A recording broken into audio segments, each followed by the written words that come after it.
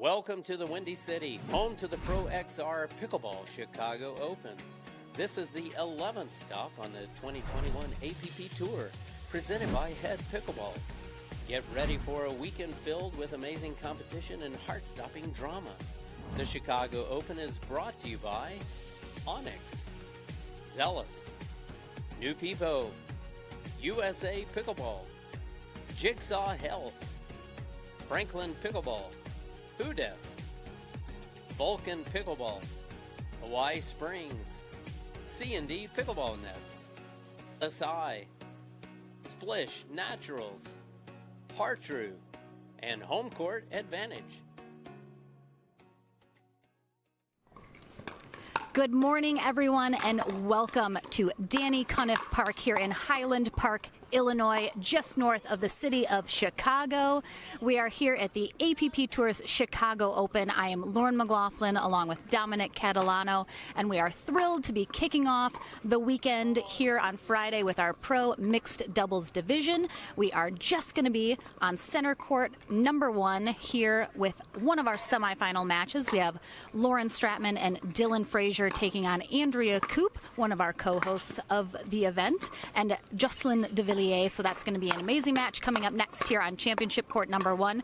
We are streaming 2 courts all weekend long, so make sure and look in the description for CC1 or CC2. We are streaming on Facebook and YouTube, so there's going to be tons of amazing action. We're still waiting on our second semifinal to be set, but any teams that you are looking forward to watching today, Dom? Right now, obviously, this matchup right now, the semifinal going on right here with Stratman and Frazier versus Koop and DeVilliers. But the other semifinal is going to be interesting, too. Hewitt and Ansbury are already in that semifinal. They're waiting on Johnson and Esquivel, Kawamoto and Cassidy are playing to get into that second semifinal. The team I'm interested in seeing is the Esquivel-Johnson right now because it's a new team as of 24 hours ago, as Rob Nunnery had to back out for personal reasons. J.W. Johnson steps in for Michelle Esquivel. Not a bad, sub if you're going to pick somebody up. J.W. Johnson, not someone to kind of scoff at. So that's an interesting matchup. We're pretty set here with our semifinals almost set, and going to be a good rest of the day.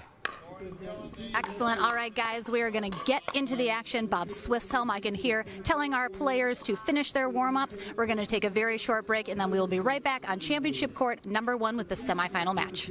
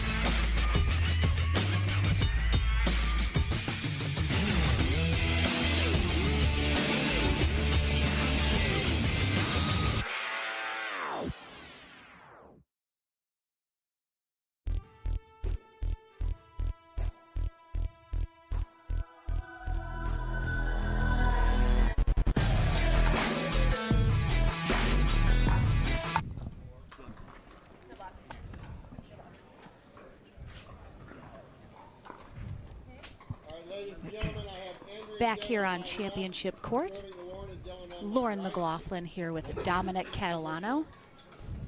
And we are about to get into this semifinal match. Once again, we have Lauren Stratman and Dylan Frazier. They're going to be on the far end. Jocelyn DeVilliers and Andrea Koop on the near end. Bob Swisshelm kicking us off. Time in. 0-0-2.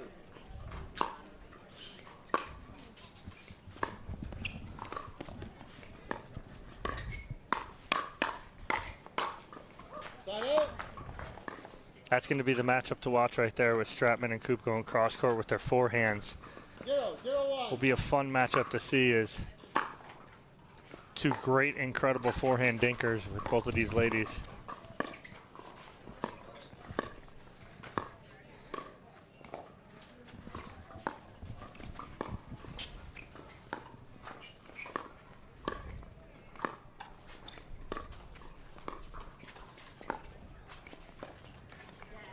Little miss hit there from De Villiers, unfortunately, to the top of the net. 1-0-1. And Stratman and Frazier on the board early.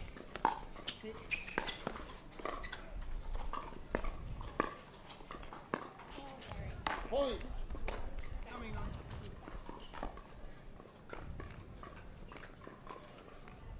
2-0-1.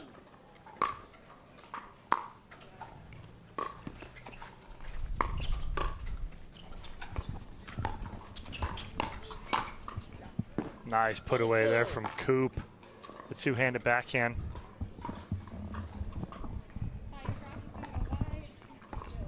Two, 0-2.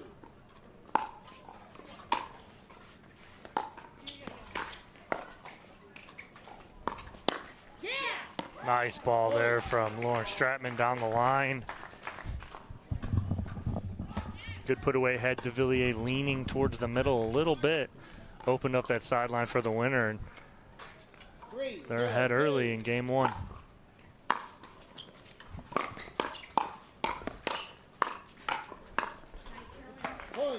Good spot from Frazier, putting that ball down the line on Coop's forehand. Instead of trying to rip that ball through her, he hit a great spot, had her fully extended.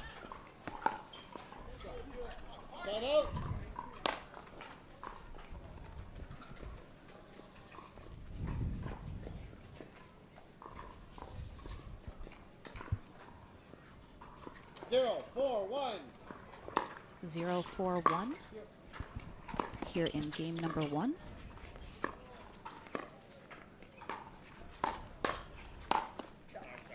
Nice body shot from Frazier on De Villiers, handcuffing him. 0-4-2.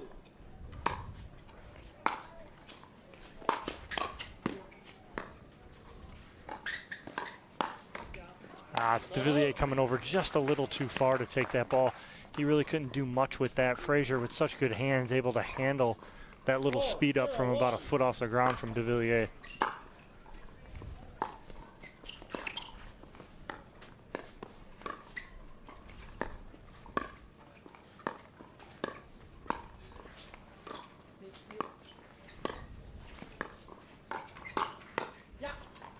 Andrea Coop switches things up a little, going straight on to Dylan Frazier. But a good quick adjustment by Coop with putting that second hand on for the two-handed backhand. I will recall the score. And a B gets in the face of Andrea Coop. Gotta watch out for those B's, man.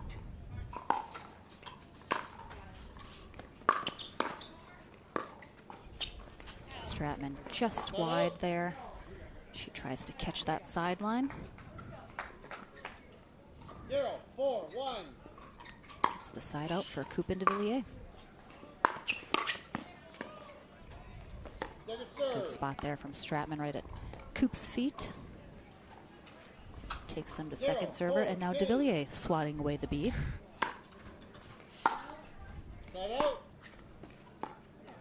Just out in that back corner, so no damage done. Stratman and Frazier with another chance to accumulate some more points.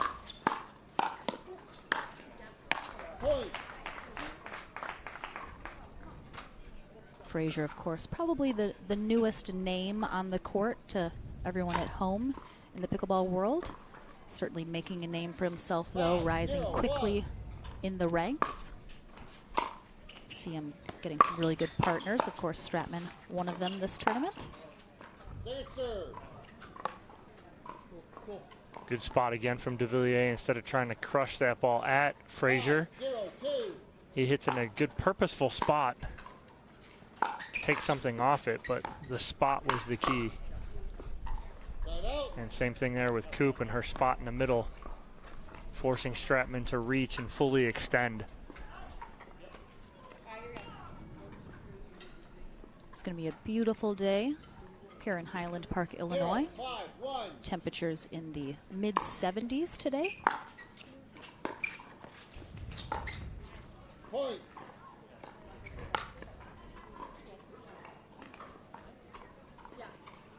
One, 5-1. Coop and De Villiers finally get on the board.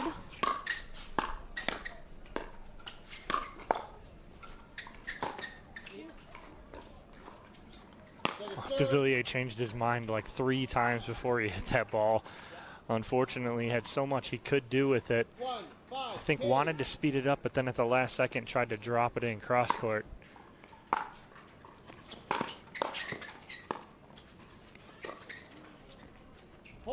Coop and DeVilliers are our #1 seeded team here today in mixed doubles. #4 seed Stratman and Frazier so far out in front here in game 1 of this semifinal match. Point.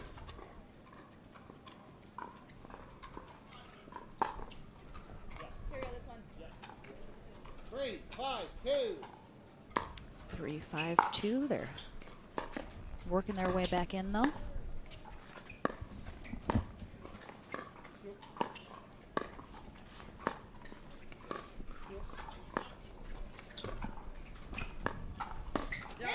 What an inside out there from Lauren Stratman. Got going cross court with Coop for a little while, maybe about 5 or 6 rallies back and forth.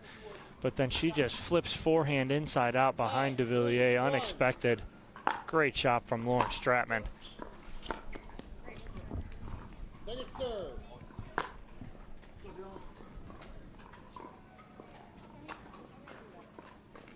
5-3-2.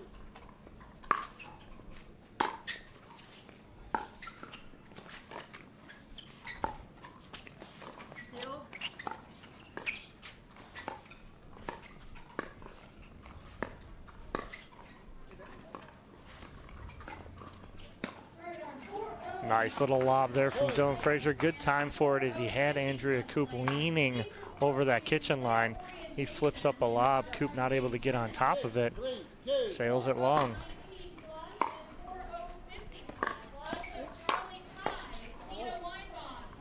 Starting to see now Coop and DeVilliers ramping things up here in game 1.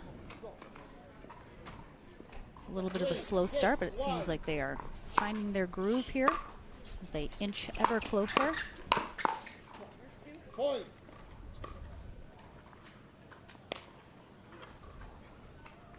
4-6-1.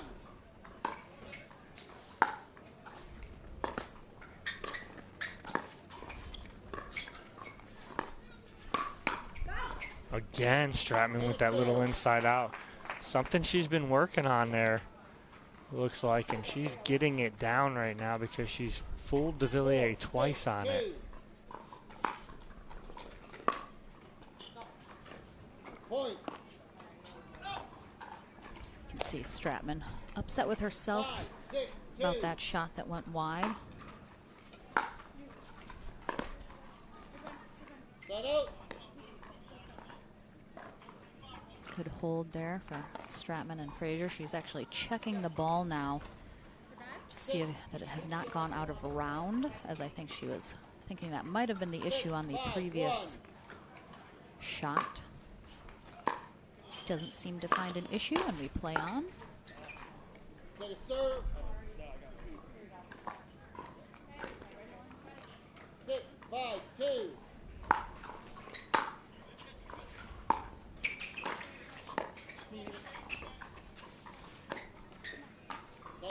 DeVilliers just does such a great job of making himself so big and sort of everywhere on his side of the court. He just plays so great in mixed doubles. He's such a dangerous player because he can be anywhere at any time. Second serve.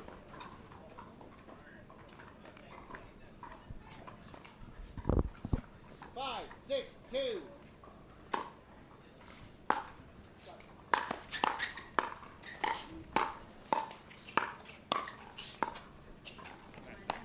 Set out.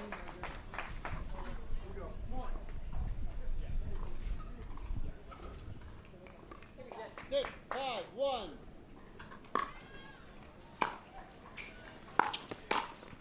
Woo. Nice flying backhand there from Jocelyn DeVilliers. And a good read because his momentum's coming across there as he hits that shot, because he's returning and they're switching because they're stacking here.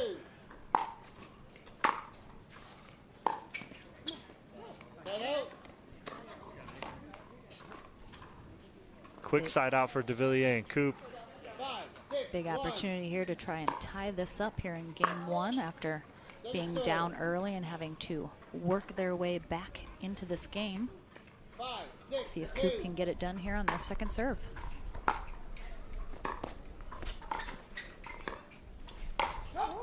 Little miss hit there from Frazier. Had what he wanted, had that middle wide open. He just mishits that and doesn't get on top of it. And that ties them up. 2.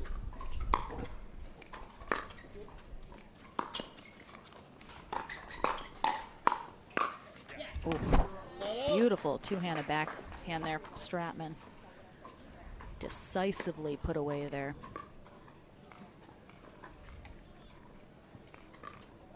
6, 6, 1.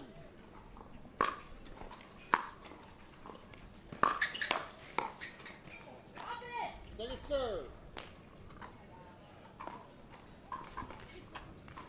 6, 6, 2.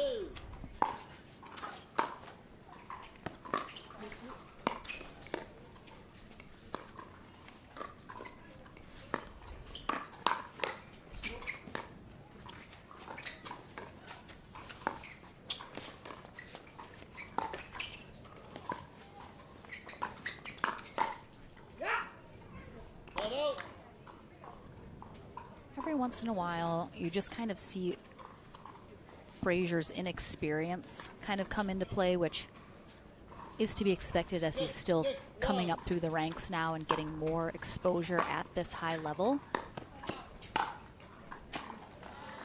It's not too often, but every once in a while you're reminded. 19 years old 6, 6, 2. and hasn't been playing pickleball very long. No, he hasn't.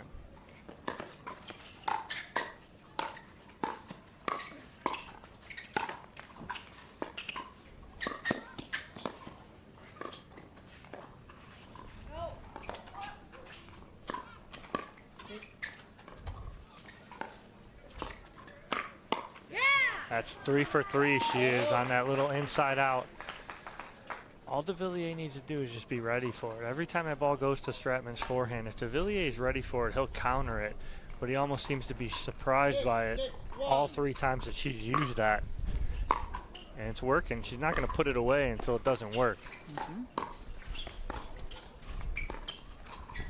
Great little block there from Coop to keep that rally alive. Oh. Wow. That ball had so much spin on it from Frazier. DeVilliers was there, and then all of a sudden the ball was a foot past where he thought it was going to be, and he had to give that extra reach. But luckily at 6'3", he's got a little length working for him.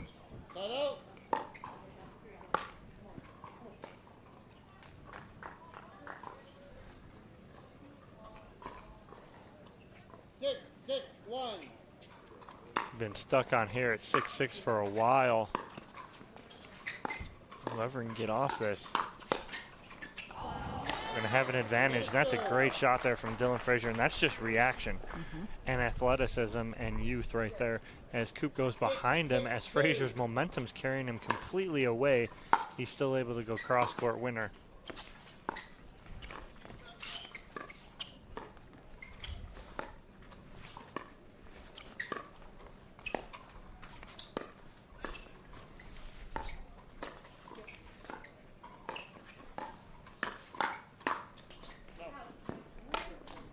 Coop shocked as she looks at DeVilliers that she did not get over the top of that ball and get that down.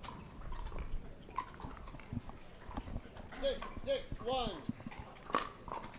Stratman serving here to try and get them off of 6. That's the exact same shot that we saw Frazier use against DeVilliers in a previous rally. Both of the guys doing a really great job of sort of exposing the weakness that can come in mixed doubles when the man is playing really far over onto the women's side. It leaves that back door sort of open. That's what we call keeping him honest, Dom. If you're going to go anywhere at DeVilliers, that's where Frazier's got to go, is right at the body. Last thing you want him being so big to do is extend those arms and be able to get a good swing on the ball.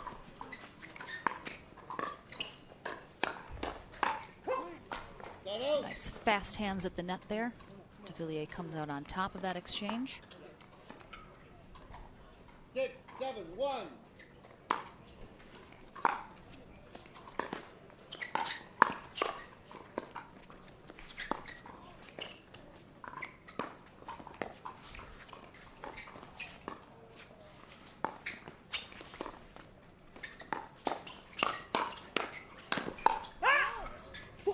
Nice job by De Villiers. Again, making himself big in the middle right there and not allowing Stratman or Frazier to get any kind of momentum going to get him out of that play. 7, 7, 1. Back tied up here at 7s in game 1 of the semifinal match in our pro mixed doubles division.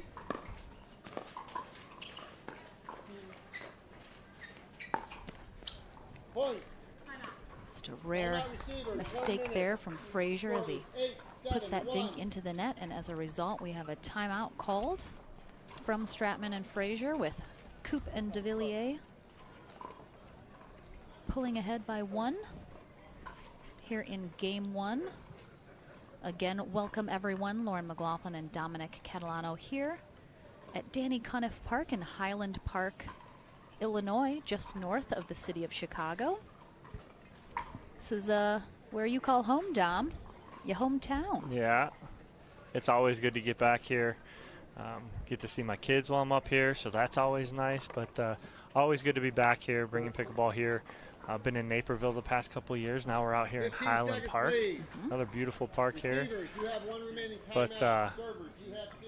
As we come back in, all of a sudden the momentum shift has gone from Stratman and Frazier early to Coop and De Villiers now with an 8-7 lead here in this first game.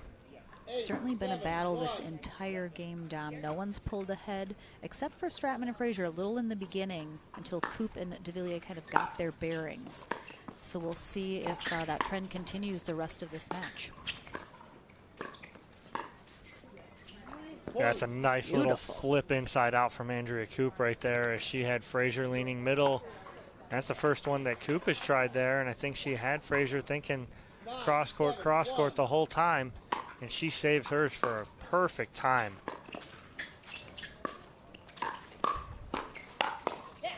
Nice coverage from Stratman there in the middle after hitting the previous shot. Frazier there to clean up. 7, 2.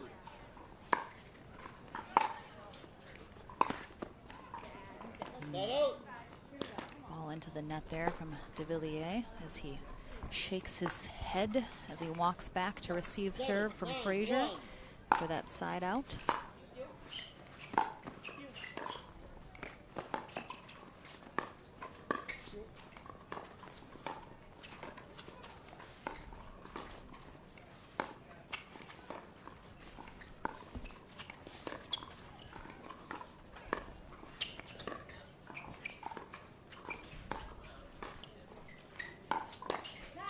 Nice little speed up there from Dylan Frazier. He set that up beautifully. Almost had Coop thinking he was going to speed up a couple times before that, but he doesn't. 8, 9, 1. Does it at the right time, get them within 1 here.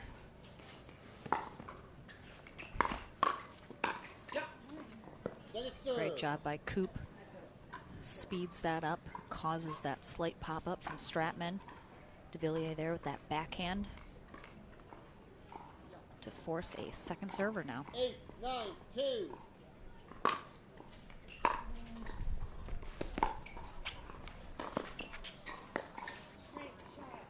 Set out. De Villiers pulls Frazier wide there. Couldn't 9, quite 8, get in 1. a good enough position. Point. And now Coop and De Villiers are on their first game point here after being down early here in game 10, 1. 8, 1. Let's see if they can finish the job here.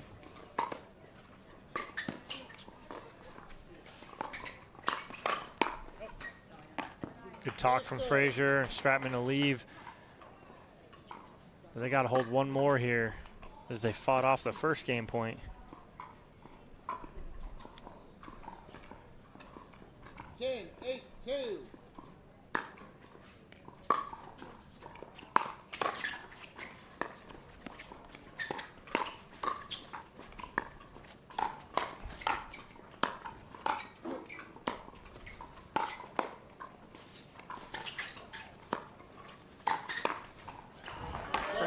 Frazier and DeVilliers kind of really the ones doing battle that point. DeVilliers able to handle the speed up from Frazier several times.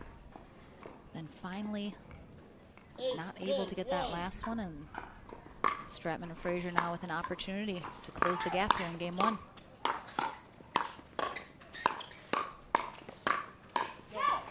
Great job by Lauren Stratman right there, Stratman. as she's in transition area, getting so low to dig those balls out.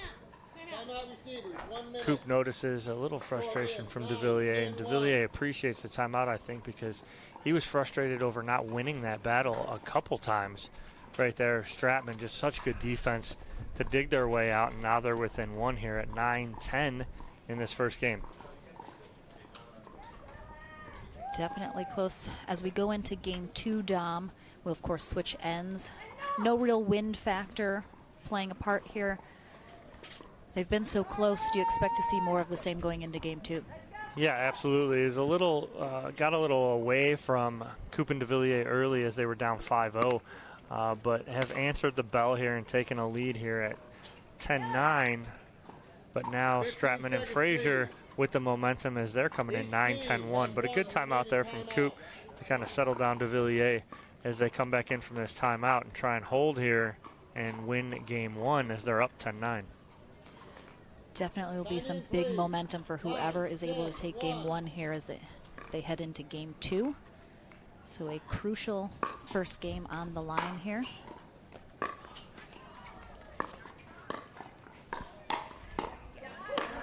And again, a good spot there from Frazier as he handcuffs Coop a little bit at her feet. 10, 1. Tied at tens.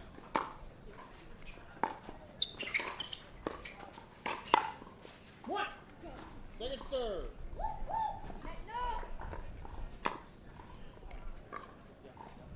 It'll be interesting to see whether or not DeVilliers and Coop choose to be a little more aggressive than we've seen, or if they continue to kind of 10, 2. play that soft game and look for those opportunities. Point. On the unforced error from DeVilliers, and now all of a sudden Stratman and Frazier fought off 2 game points, and now they have one of their own.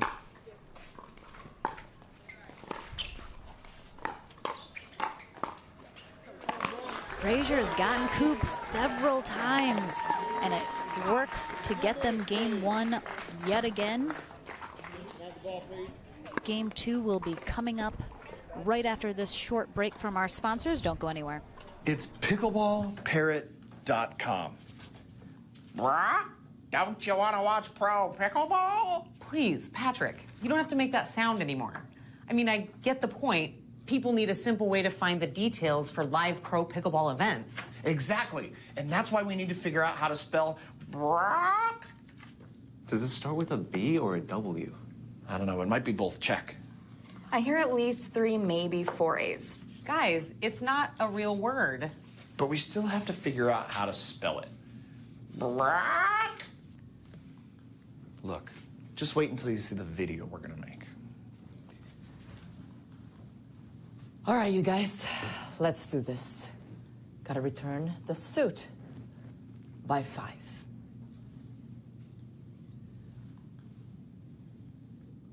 Brock?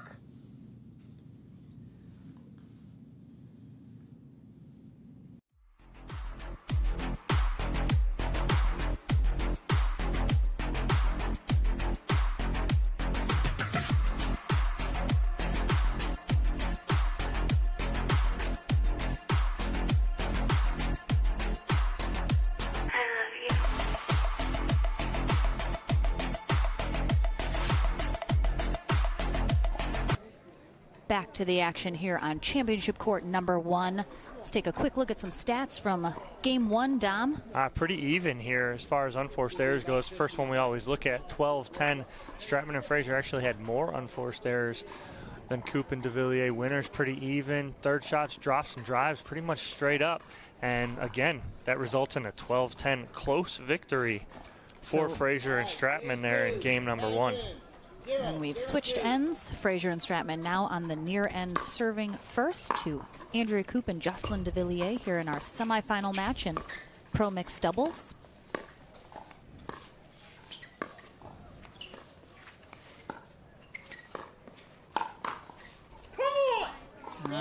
DeVillier's ready. Nice little block there with that low paddle. Drops it in the back court. Gets him a quick side out here in game 2.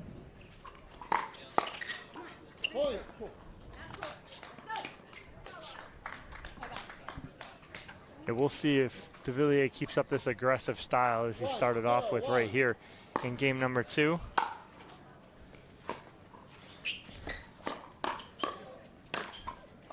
Well, he is, but unforced error right there. Got exactly what he set up to do, but unfortunately dumps that ball in the net. And he's itching to serve, waiting for Bob to call that score. I think he's definitely, you're going to see a little more aggression, especially early here out of DeVilliers, as I'm sure he's feeling a little upset that they had 2 game points in game 1, weren't able to close it out, and now they're definitely looking to take this game 2 decisively.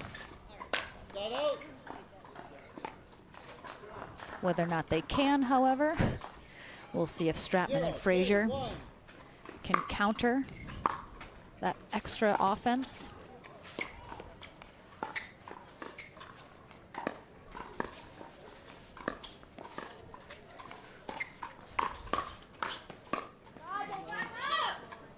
So I've already seen a different game plan here from Coop and DeVilliers early as Coop didn't get into that cross-court battle with Stratman. She flattened out, reset a ball to Frazier instead of getting into that long battle with Stratman, where it hurt her more in that first game because of Stratman's little flip shot. So good adjustments already here early in game 2 for Coop and DeVilliers.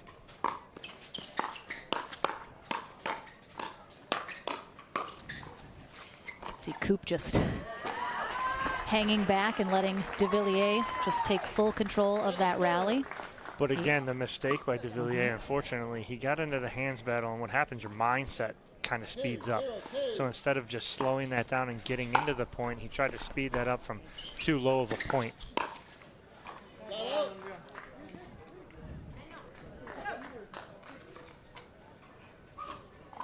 0-2-1.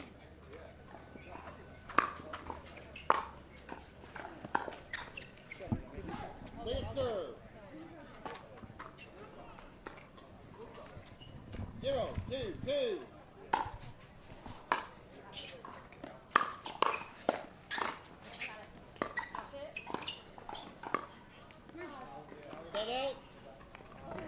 Stratman, one of the players on tour that wears her emotions on her sleeve, so you'll always know if she's happy or upset about a shot that she's just made or missed. Rare miss on a forehand from Coop. She usually controls that very well. One gets a little away from her, but again, the aggressive nature of Coop and DeVilliers here early in game number 2.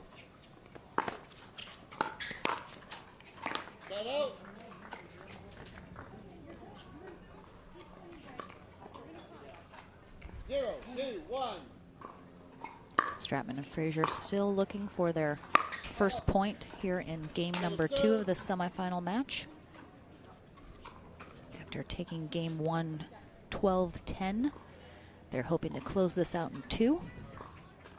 Coop and DeVilliers hoping to force that game 3. Winner of this match heading to our winner bracket final. 0-2-2.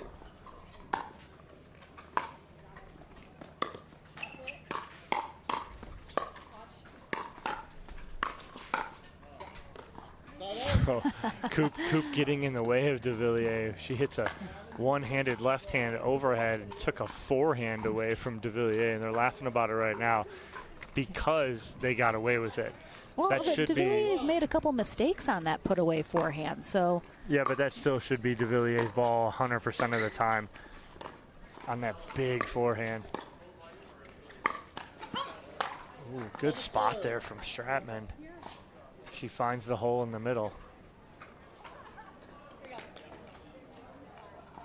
2-0-2.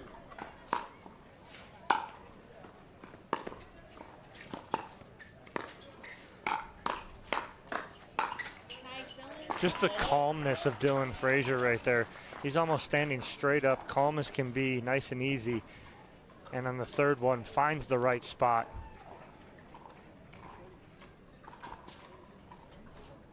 Zero, two, one.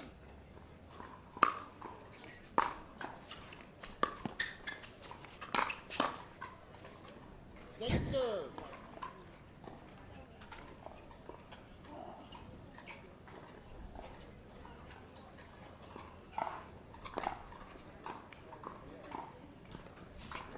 De Villiers luckily skinny enough to squeeze through those barriers, get that ball.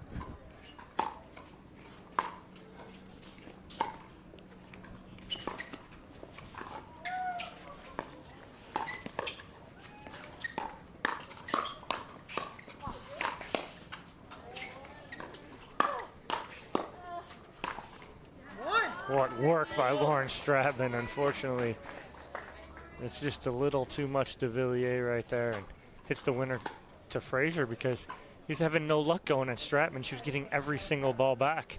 2-0-1.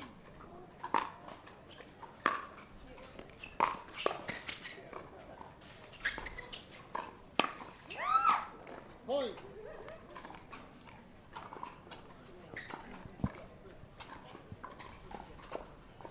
Three, 0-1.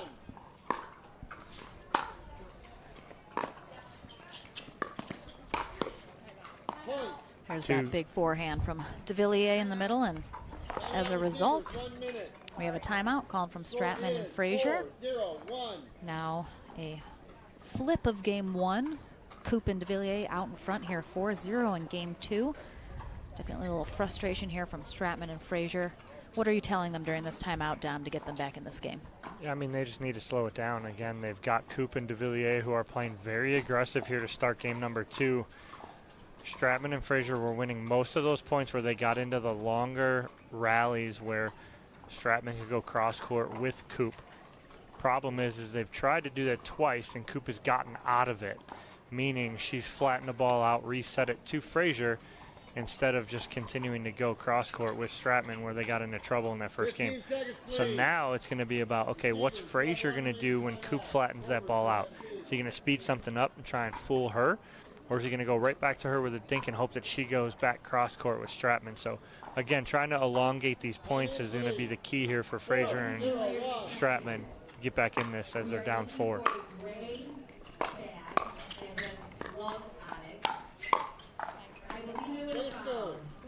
you.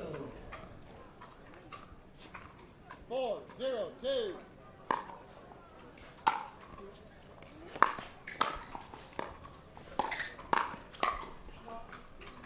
Point.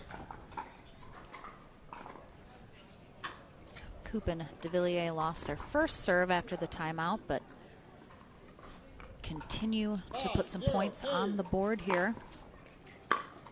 Stratman and Frazier so far without an answer.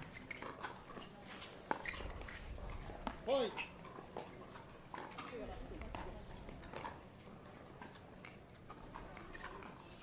Six, 0-2. Set out. Good eye from Stratman and Frazier as that ball from De Villiers sails long. I think definitely getting that first point on the board will give them a little momentum. Let's see if they can get it done during this serve.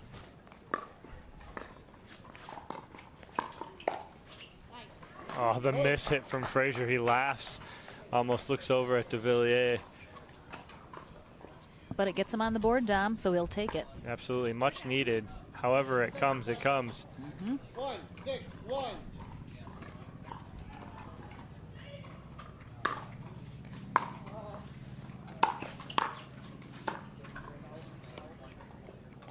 Second serve.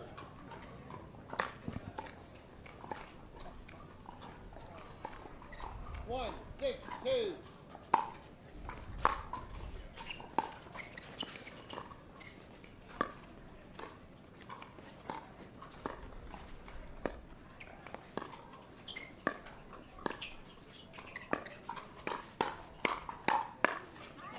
And there's the answer. Frazier staying in the hands fight and hands battle with Andrea Koop there as she tried to flatten out and reset.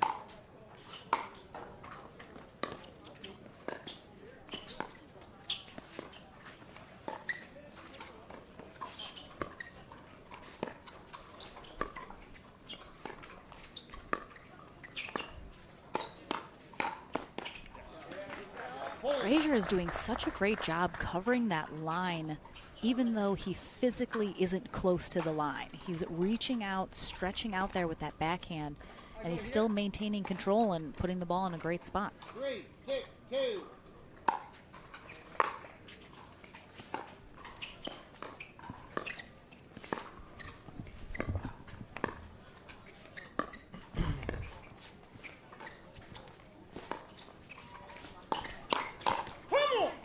Set out.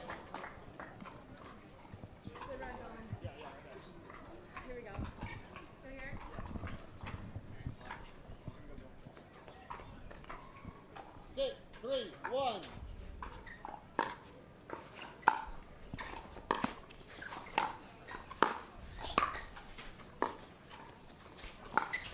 Oh, great spot from Dylan Frazier again, recognizing the tandemness of Koop and de Villiers. De Villiers up and Koop was back. He had that middle wide open, finds it beautifully. You've mentioned this so many times too, Dom. He hides it. He doesn't have a big backswing, so he just speeds it up out of nowhere, it seems like. Disguises it beautifully.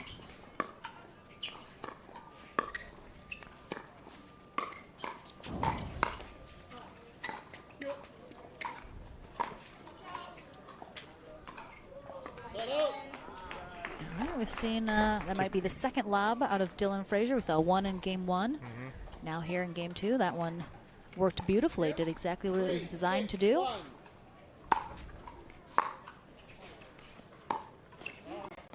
Set it serve.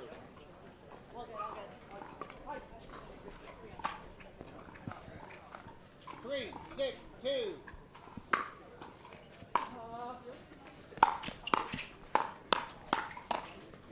Great hands, and it goes forehand, backhand so quick, so well does Dylan Frazier.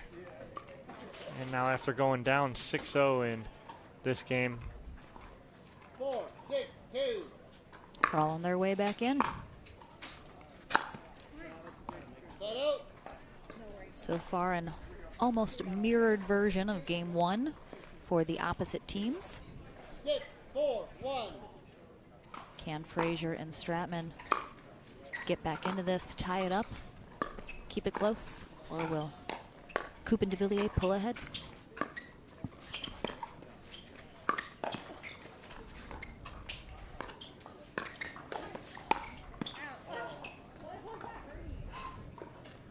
see, Frazier and Stratman had control at that point right there.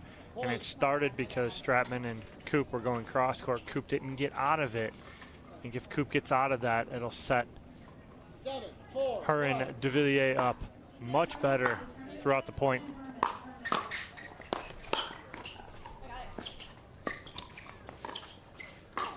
Beautiful shot again. That was She's filthy. 4 for 4 on that shot right there.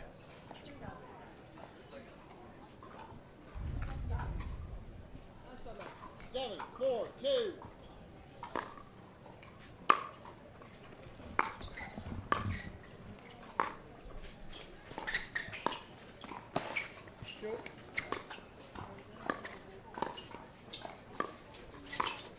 Oh, and Koop gives it right back. Absolutely beautiful job by Andrea Koop in recognizing. And Andrea thanks Stratman because she's seen her do it 4 times. And now all of a sudden, She's like, Koop's "Hey." like, I'll take that and put that in my arsenal and go right behind your partner, Frazier. Seems to be working well. Set out. Some of the best ideas are stolen, Dom. Absolutely. 4, 8, 1.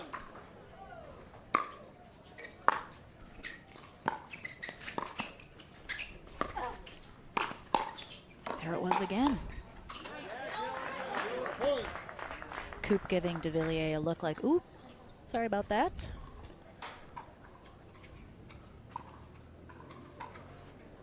So Frazier and Stratman still playing catch up here in game 2. 5, 8, 1. Down 3. Can they close this gap? Point. Great discipline from Lauren Stratman, leaving that last ball. Receivers, 1 minute. All right, and as a result, we have a timeout here called from Coop and DeVilliers. Still up by 2 here in game 2. But Stratman and Frazier with some momentum as they're looking to cut that lead down and take it over themselves. Coop and DeVilliers need to win this game 2 to force that tiebreaker game 3 if they want to head to that winner bracket final. Otherwise, Frazier and Stratman will secure their spot if they are able to take this game 2 or game 3. So see when that happens. And it looks like we have our other semifinal match set, Dom. That's going to be Sarah Ansbury and Rafa Hewitt taking on Michelle Esquivel and J.W. Johnson. So that will be our other semifinal matchup, with the winner of that as well heading to our winner bracket final, taking on the winner of this match. So either way, 4 amazing teams. Some great matches to come. Time in, please. 6, 8, 1. All right, Bob Swisshelm gets us back into the action after the timeout. 6-8-1. Nice spot from Dylan Frazier. He opens up that paddle face and just goes cross-court forehand. Beautiful shot by Dylan Frazier. Got a little smile out of him too, Dom. It was like a bashful smile after Stratman kind of pumped him up after that. So they continue to roll after the timeout. 7, 8, 1.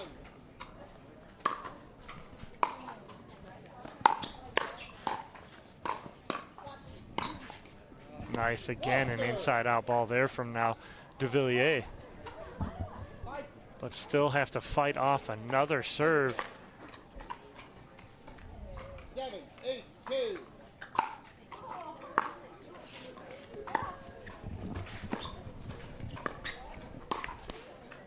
Point. Oh, wow, Coop had Frazier leaning so far to the middle.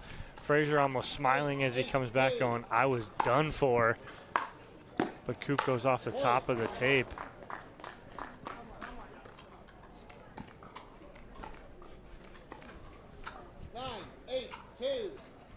DeVilliers just talking to himself there throughout that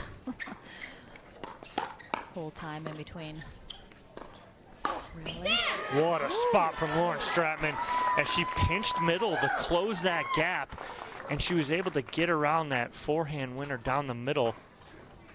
Team Dylan Frazier, I can hear cheering up a storm here beside us. 10, 8, 2. Hails out of Springfield, Missouri. He's got quite the fan club, John. Ooh. And the body, all of a sudden, down. All of a sudden, that's your thing. Why am I saying it? Wow, what a comeback there from Stratman and Frazier. Body shot to DeVilliers gets the match done in 2 after trailing all of game 2. Just a whirlwind comeback there from Stratman and Frazier. We'll take a very short break from our sponsors, and then Dominic will be on court in our Franklin studio to chat with our winners as they head to the winner bracket final. More action to come. Don't go anywhere.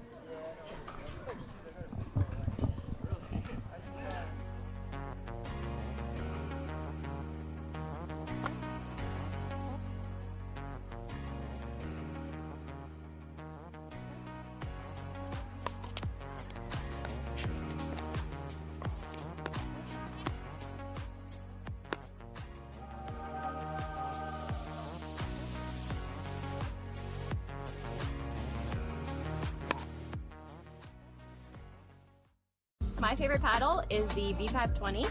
It's more of a control paddle, which is great for my game because I'm certainly known as more of a defensive player, but it's still great for hitting a hard serve and drive the ball well from the transition area and from the kitchen. Go ahead and drive it at me. I'm ready to block it into the kitchen.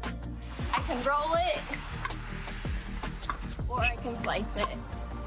Either way, I feel like it's gonna go in. with the soft feel of the paddle, I can dink all day. So go ahead and try it out, dink me.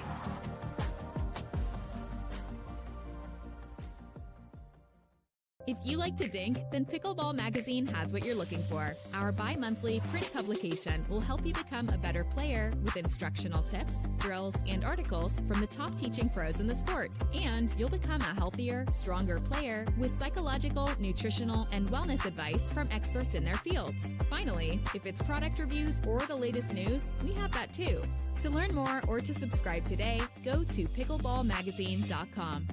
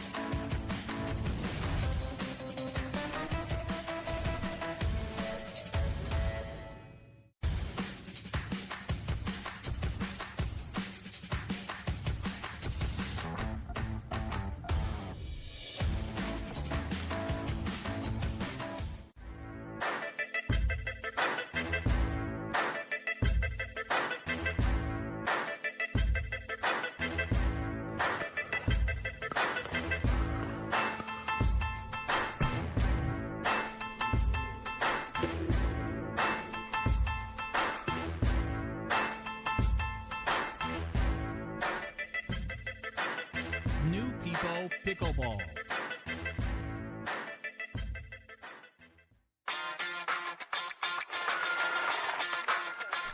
There we go.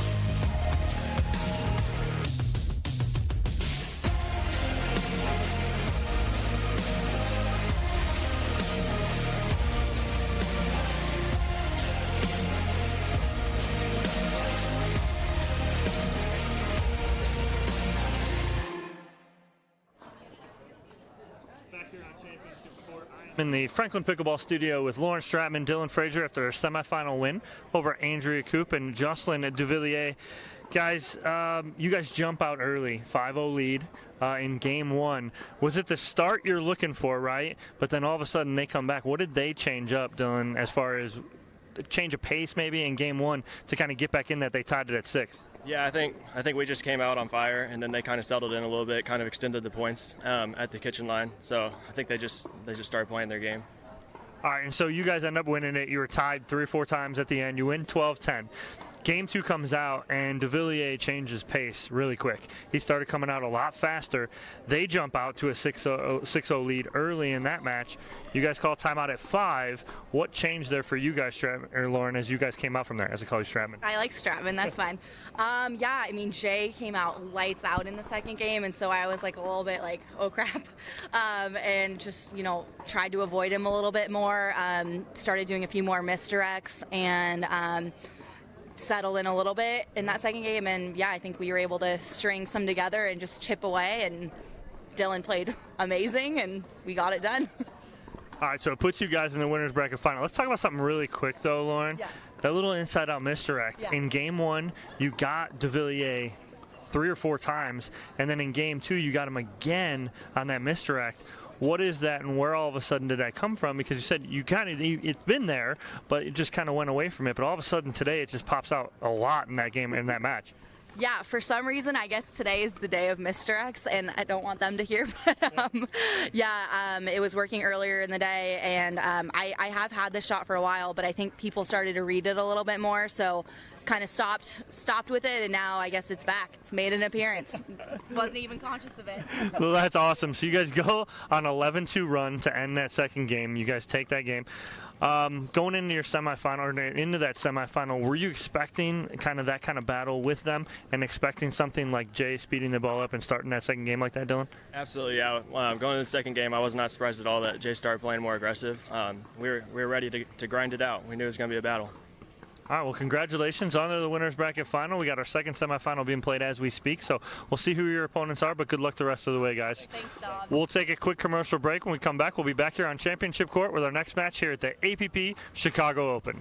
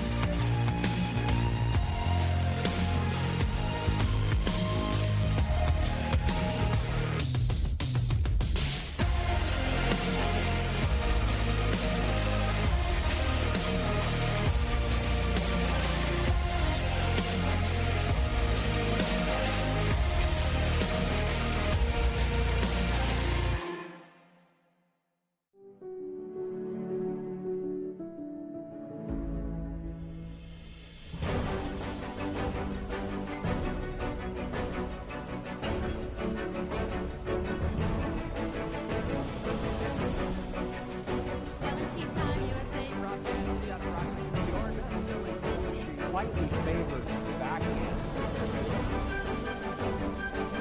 With hand-eye coordination.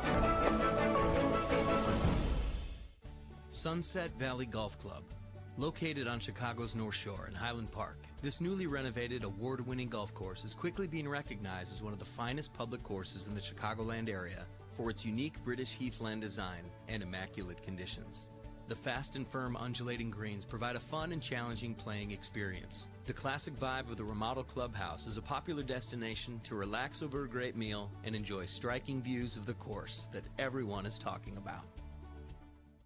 PPR is proud to be a partner with the APP Tour, which features 18 tournaments and more than $750,000 in prize money. Several PPR members play in APP tournaments throughout the year. Are you at least a 3.5 pickleball player? Then become certified to teach with PPR. Check out our website at www.pprpickleball.org. And as the saying goes, do what you love and you never have to work a day in your life. So give us a call at 843-842-9777. We look forward to hearing from you.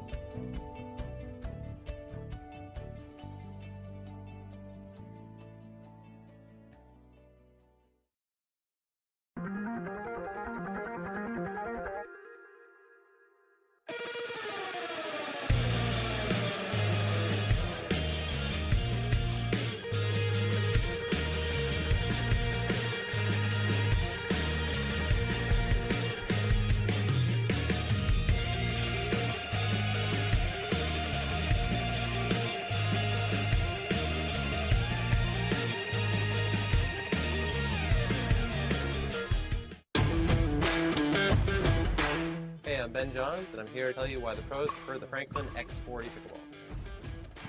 I really like the durability. It's pretty rare that I crack one of these. I really like the balance in the ball. I really love this ball because of the color. The visibility at any time during the day is always extremely easy to see, so I think it's not just for the players, it's also a great spectator ball. There we go.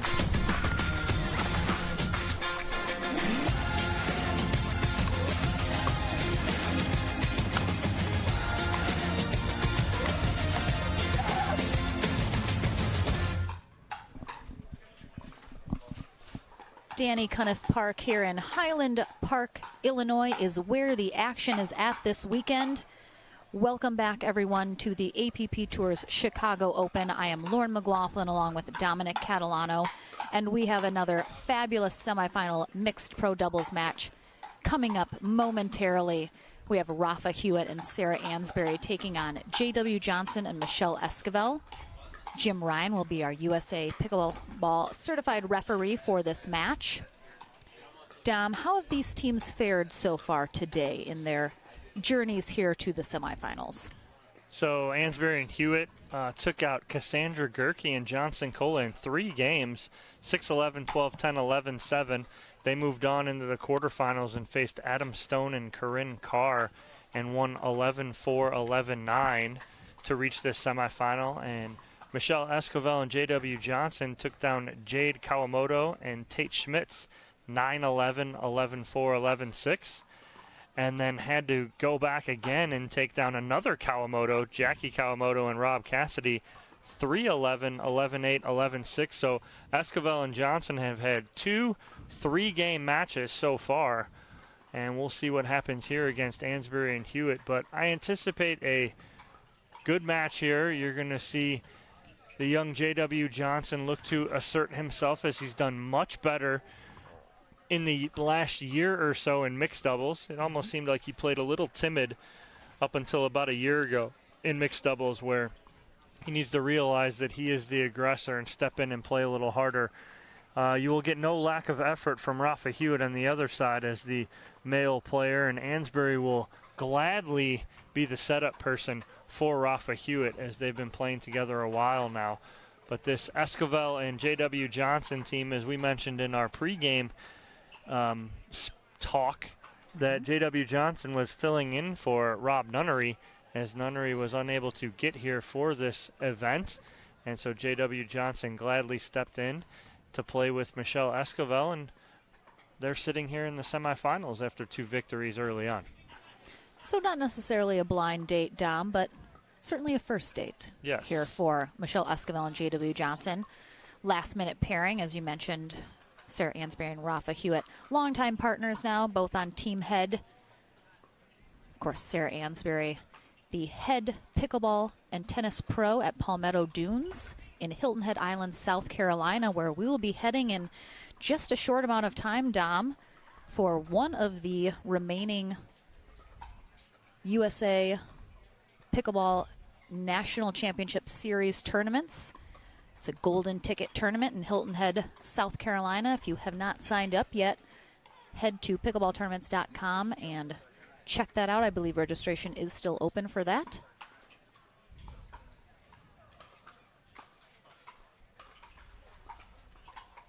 Michelle Esquivel and Rob Cassidy recently just started their new jobs in Naples, being the head pickleball pros at a pickleball center down there in Naples. So definitely the Southwest Florida community, I'm sure, has welcomed them with open arms to their new positions. So very excited for them.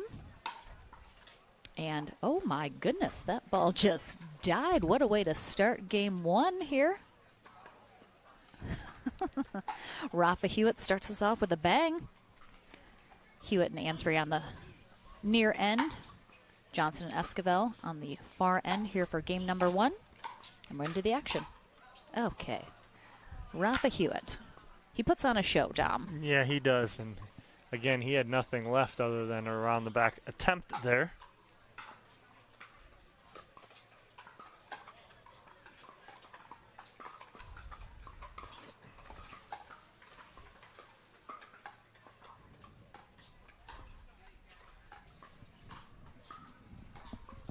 So the interesting part here with the Ansbury and Hewitt matchup, Hewitt's going to play the right side because he's left-handed.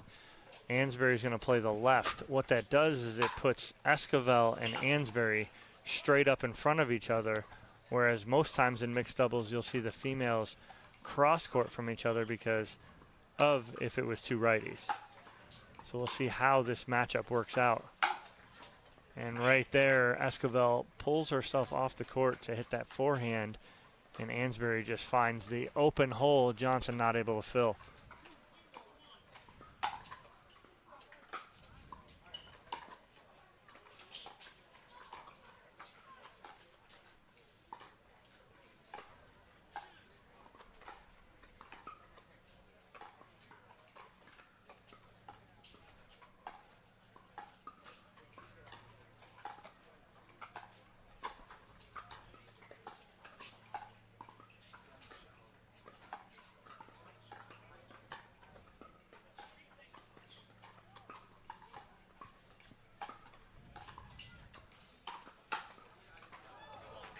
I don't mind the speed up, but it's an all or nothing shot there for Hewitt because he runs around it to hit his forehand. Just exposes a huge hole in the middle.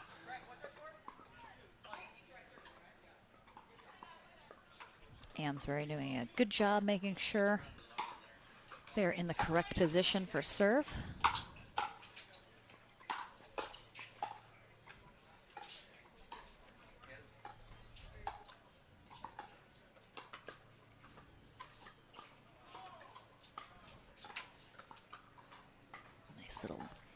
Net game there in the stink rally. We're seeing out of Hewitt's serve is looking a little more aggressive, Dom, than we've seen in the past. It looks like he's putting a little extra something on it. You can see it give Esquivel and Johnson a little bit of trouble here as they get used to it. What a spot there from Esquivel. Instead of trying to rip that again, placement over power has been the name of the game today. Most of those winners in both of our matches so far have been great spots instead of trying to rip the heck out of that ball.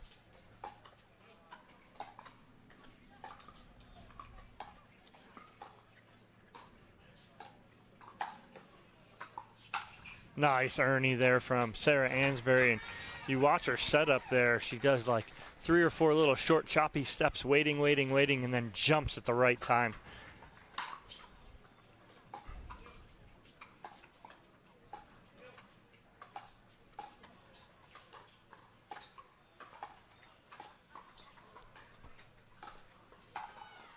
Another body shot there from Ansbury. Esquivel not even able to get a paddle on at that time. So you're seeing the early on game plan of Ansbury and Hewitt is to ISO J.W. Johnson out of the way, not let him play. It's a good strategy. Puts a lot of pressure on Esquivel to make sure she's hitting good shots and where she wants to be. So we'll see if Ansbury and Hewitt are able to stick with that or if Johnson is able to insert himself into these rallies. Seeing right there, it's the right time for him to go get that ball, but he's got to step over and get it. He's flat-footed hitting that, not moving.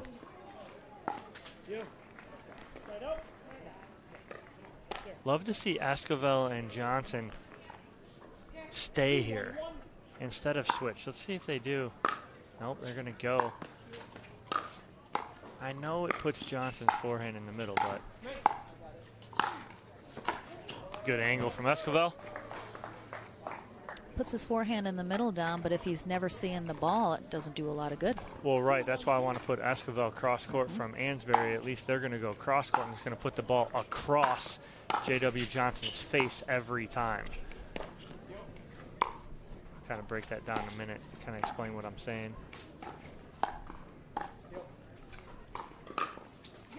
Nice hands there from Johnson, but again, what it'll do is it'll put Esquivel and Ansbury cross court, which means Ansbury has to go cross in front of Johnson every time. That right there is why they don't want J.W. Johnson involved, if at all possible. They've tied it up here at 2s here in game 1 of the semifinal match. Oh, nice recovery from Hewitt.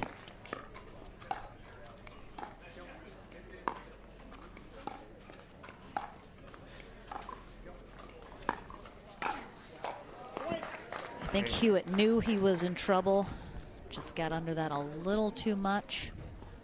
You'll see Hewitt also with that sort of two-handed dink as well as the backhand and forehand, so he enjoys himself a two-hander. Yeah, you just try to do too much with that ball instead of just flattening it out. Again, another Ernie from Ansbury. Great read.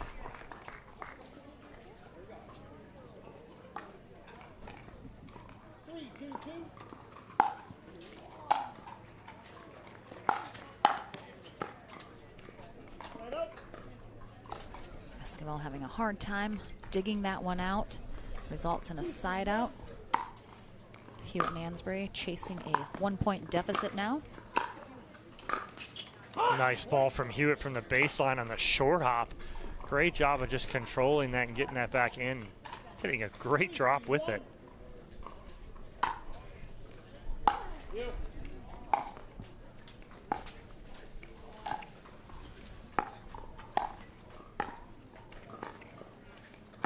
They've switched it up, Dom.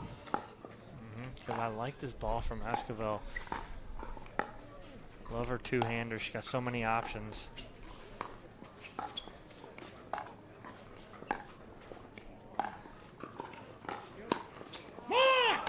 Hewitt ready for that little speed up. I'd rather not her speed that up from her forehand in the middle there.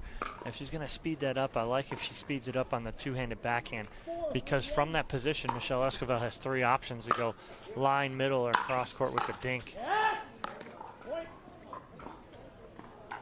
I do think, Dom, that was one of their better rallies when they, as you had mentioned, put J.W. Johnson on that right side.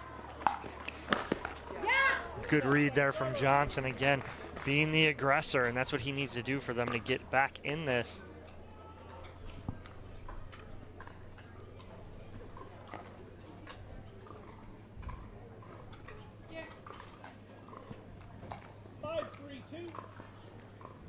Hewitt and Ansbury up now 5-3. Can they increase their lead?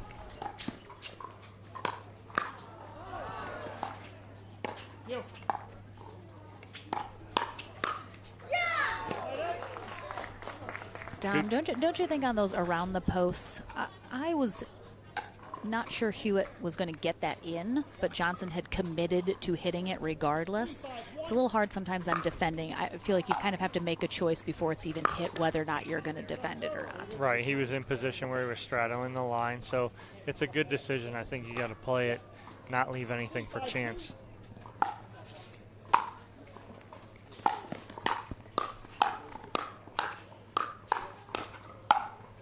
I formation there from Johnson and Esquivel until she gets up to the net.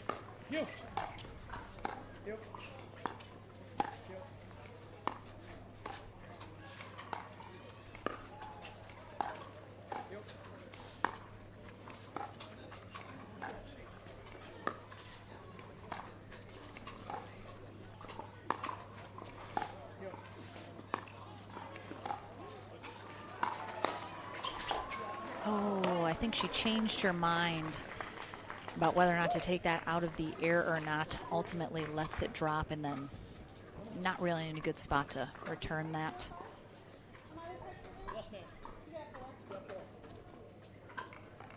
Esquivel making sure to ask our ref Jim Ryan if she is the correct server and correct position.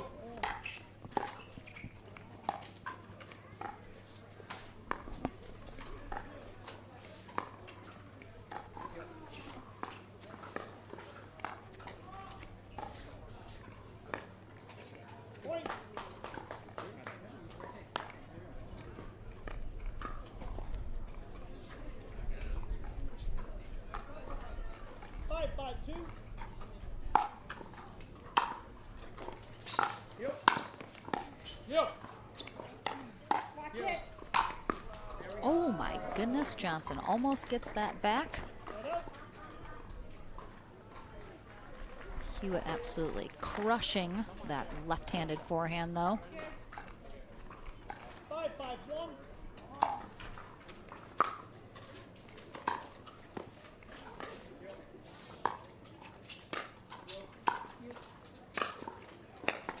Good spot there from J.W. Johnson. Again, making his presence felt in the middle there. If he can do that, that's where they're going to have. That's where they're going to be able to stay in this match. That's a great ball by Rafa Hewitt, and it's set up by his serve. And then Johnson and Esquivel are switching on the stack, but unfortunately Johnson not able to cover. Michelle Esquivel asking our crowd in the stands to bring it up a notch. She wants a little noise. She wants a little excitement.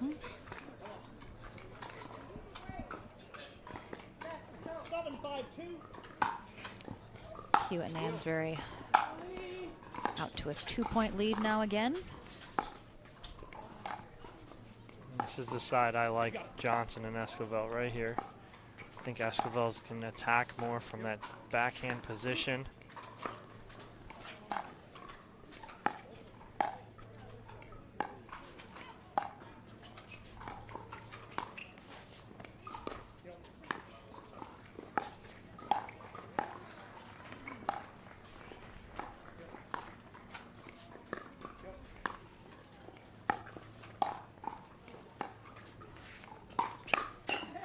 Nice job by Johnson, great hands. Again, Hewitt speeding up from not the, I would say, correct or right time because of the position of the ball and its placement to the net. And they go back the other way.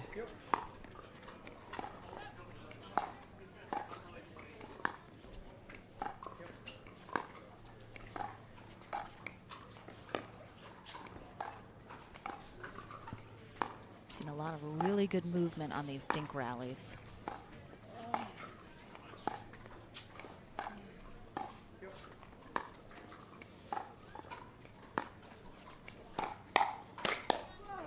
Esquivel pulls the trigger and sets up that pop-up for Johnson to put away.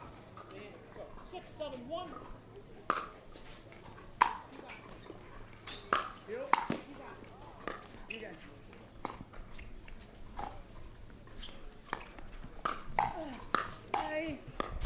Great defense from Ansbury.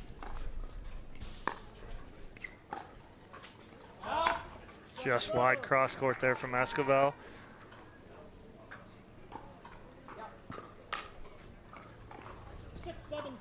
Again, Johnson and Esquivel elongating these points.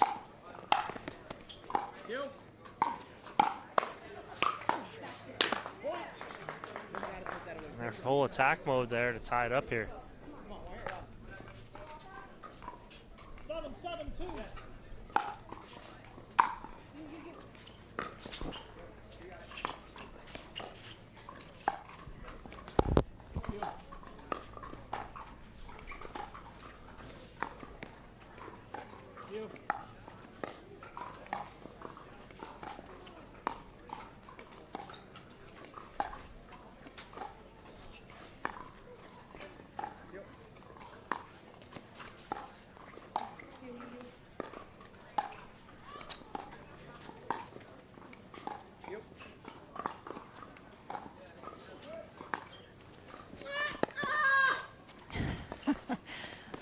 Esquivel with the extra yell to make sure that ball goes over.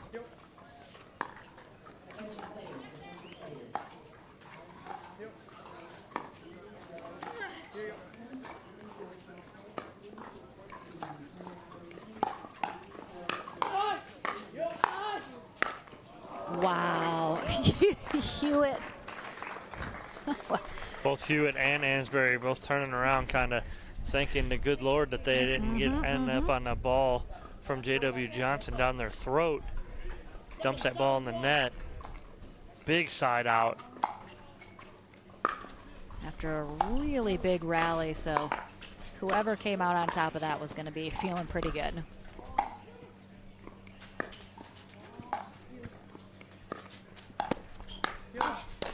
Good cover from Rafa Hewitt in the middle. Amazing coverage. As he sees his partner, Sarah Ansbury, going for that little Ernie right there. If he doesn't slide over in the middle, that's a winner from Johnson.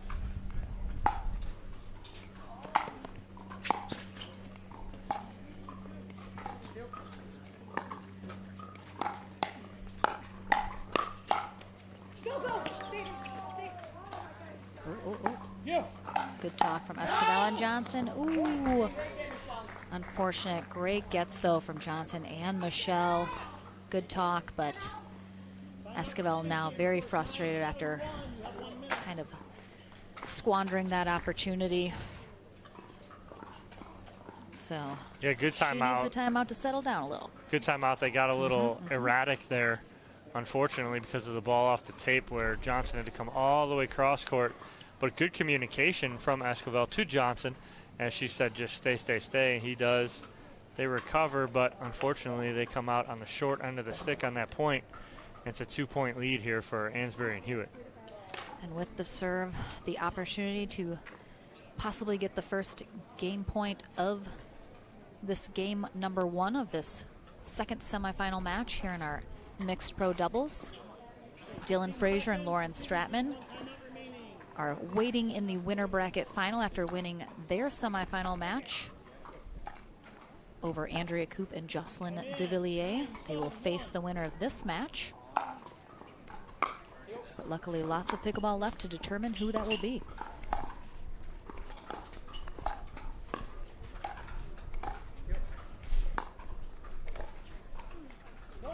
Nice pressure dink from Hewitt, and that's what he needs to get into. He needs to get into those cross-court backhand dinks, put pressure on. First game point here on Sarah Ansbury's paddle.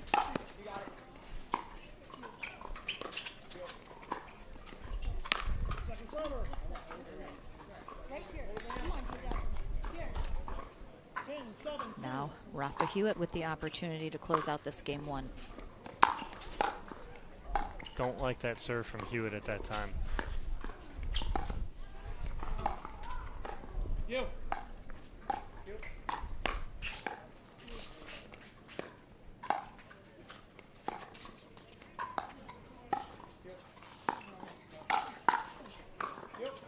Huge coverage from Hewitt.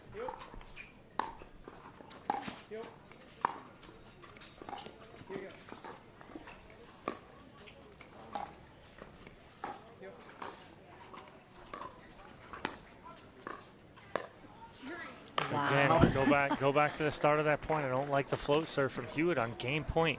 He's been giving both Esquivel and Johnson a little bit of trouble on his spin serve.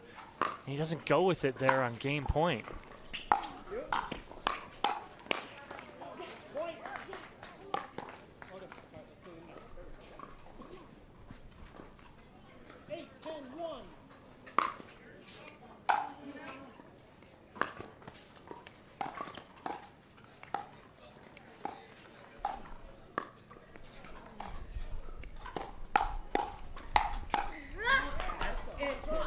Good defense there from Sarah Ansbury. One of the best defenders in the game.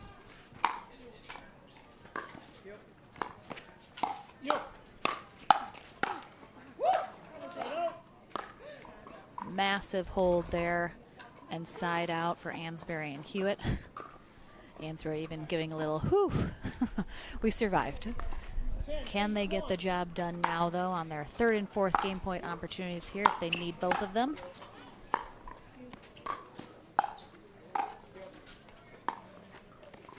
Why go away from it again? Goes away from it again. And Esquivel's the one that's been having the most problem with it.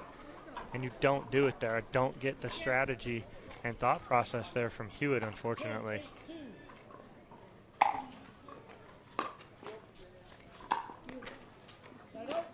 Just like that, Esquivel and Johnson hold again. They hold 4 game points here. Can't let a good team like this get any life.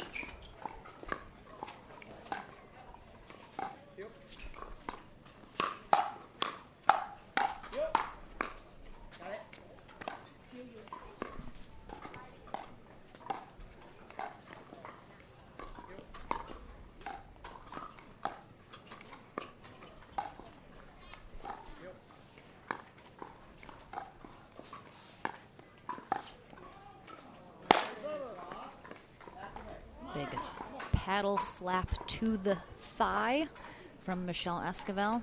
Frustrated with the outcome of that. But an error on the return from Ansbury puts them just 1 down. Can they tie it up here in game 1? 9-10-2.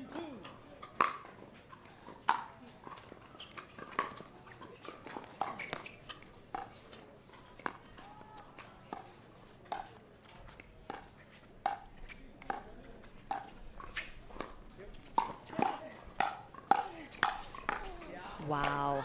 Great coverage there from Sarah Ansbury. She covers for Hewitt as he goes for the Ernie. It's a bit of an aggressive Ernie as well, in that a bit risky. What happened? Out of position.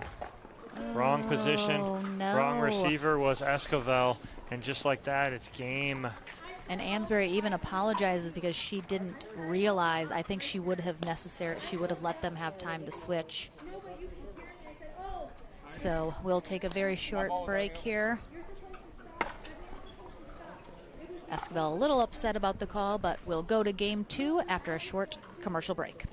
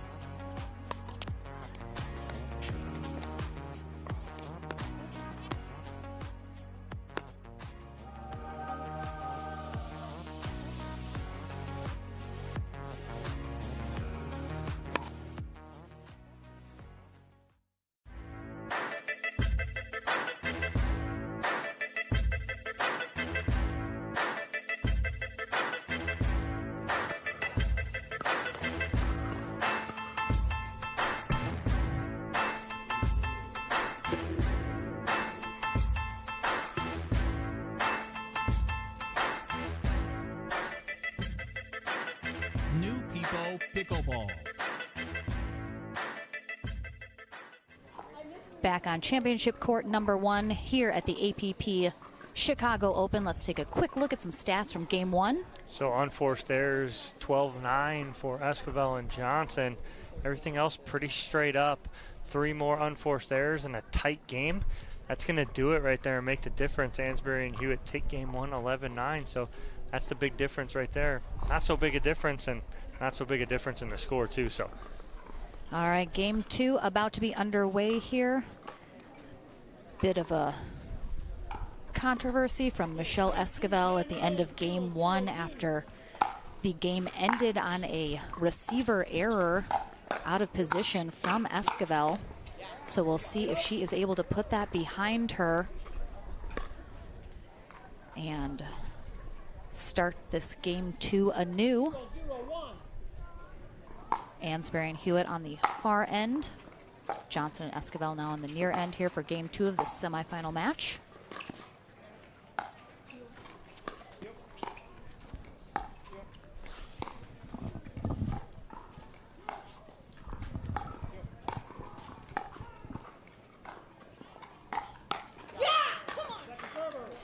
You're going to see Michelle Esquivel very fired up on the shot she comes out on top of, because she knows she has to get herself back in the game, Dom.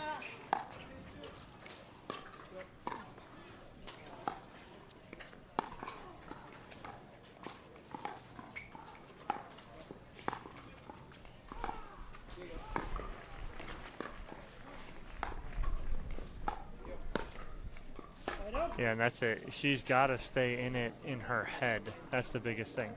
If she stays with it in her head, she's fine. Got to let it go. Nothing you can do and go back and change anything.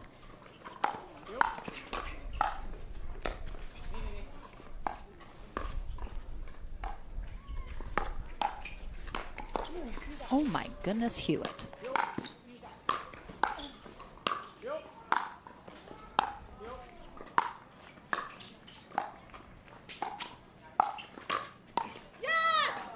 Oh, I pick my jaw up off the floor, Dom. Yeah, and unfortunately, Hewitt tried to go backhand, forehand on that last ball, and Ansbury was sitting there with her forehand to reset that.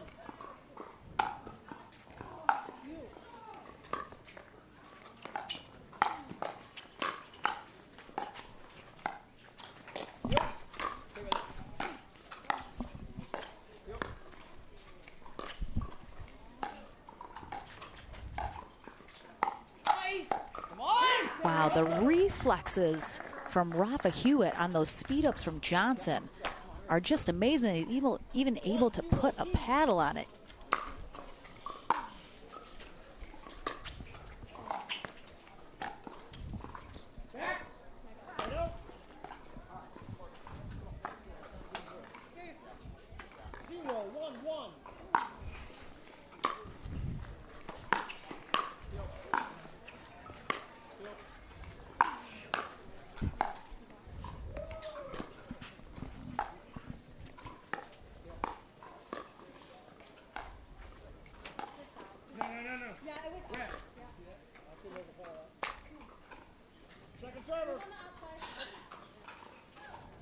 Call is out from Esquivel. Ansbury and Hewitt object to that call, but Jim Ryan confirms it.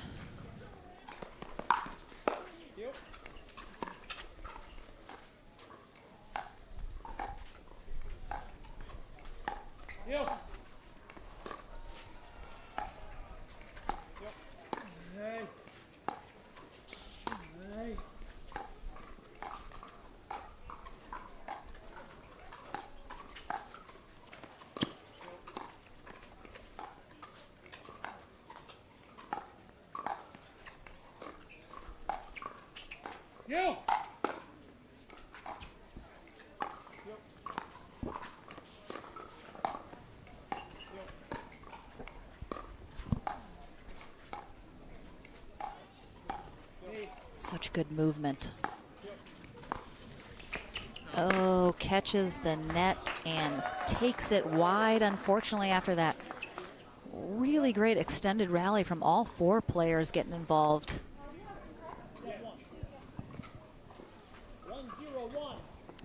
1-0 still here in game two, even though we've had some of these amazing rallies. Score still getting started here.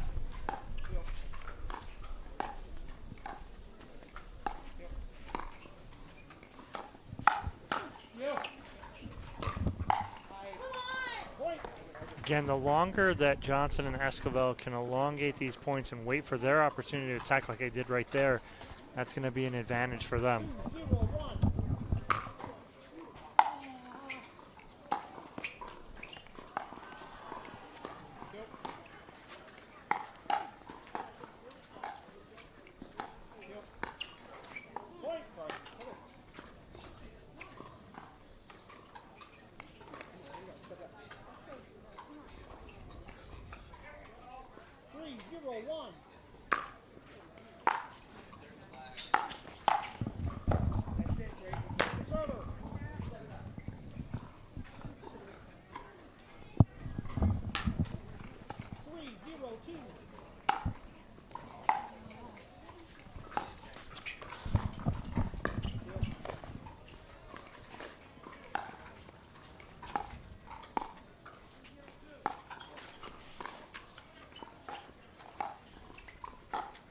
Nice speed up there on the backhand side for Michelle Esquivel. Beautiful shot. Again, that's her weapon, is that two-handed backhand. Love when she attacks from there. She's able to do so much. She's got so many options from that one position. 4-0-2.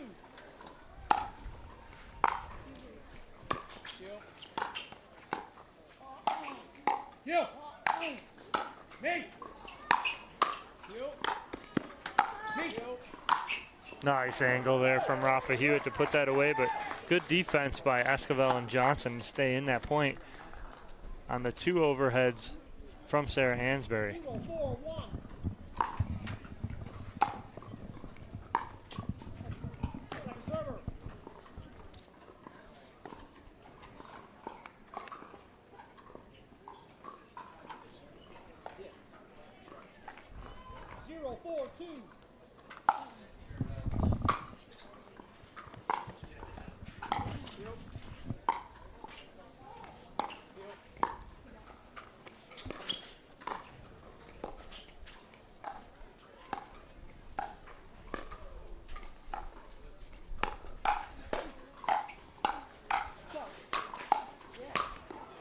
Oh my, what?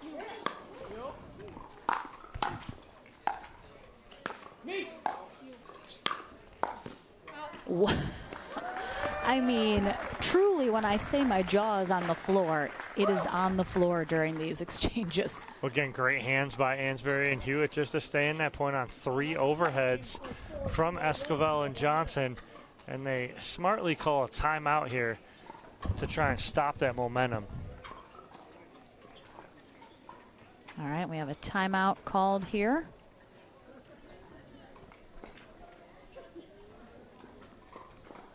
Again, a fairly low-scoring game 2 so far here. But Esquivel and Johnson out in front here, 4-0. But a good start after the rocky end to game number 1 by Esquivel and Johnson. A good start here to game number 2 to jump out to a quick lead here.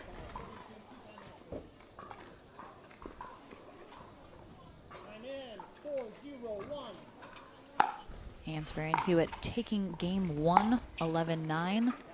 Can Esquivel and Johnson stay out in front here in game 2 to try and force that tiebreaker game 3?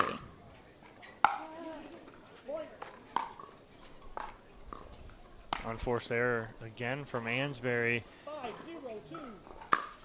And Esquivel and Johnson continue to roll here.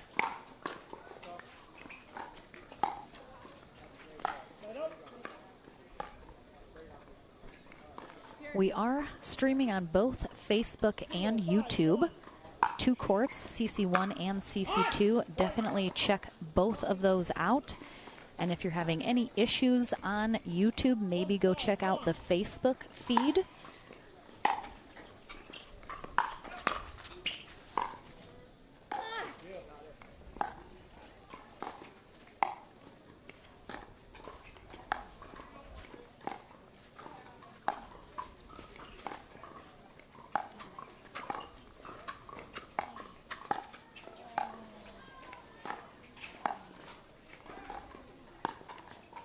See, that's the side I like Esquivel on right there. Love it. Does great work from that side with the two-hander. 1-5-2. All right, Hewitt and Ansbury on the board here. But not too much damage is done. Johnson and Esquivel maintain that 4-point lead.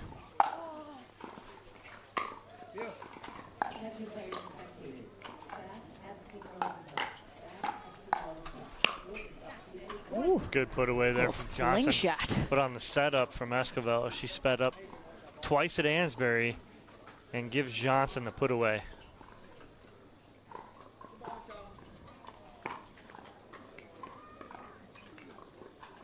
Yes.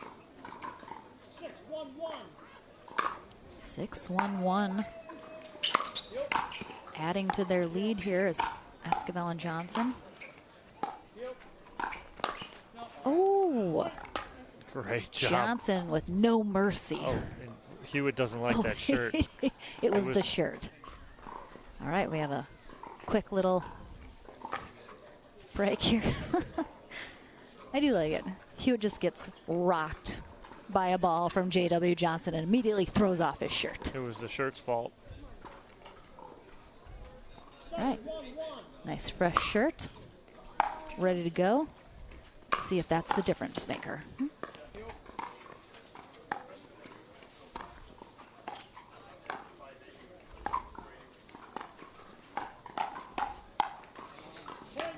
Good speed up from Esquivel on the misdirect.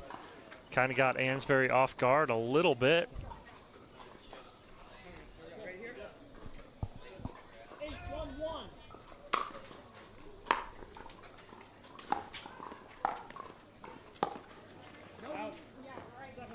Esquivel turns around and goes, yeah, right. On that shot, she was a little ambitious on that cross-court flip to the back corner. 8-1-2, still in a good position here in game 2. Can they get that game 3 tiebreaker? Esquivel watching Stratman the last game. That little misdirect on the forehand side, I like it.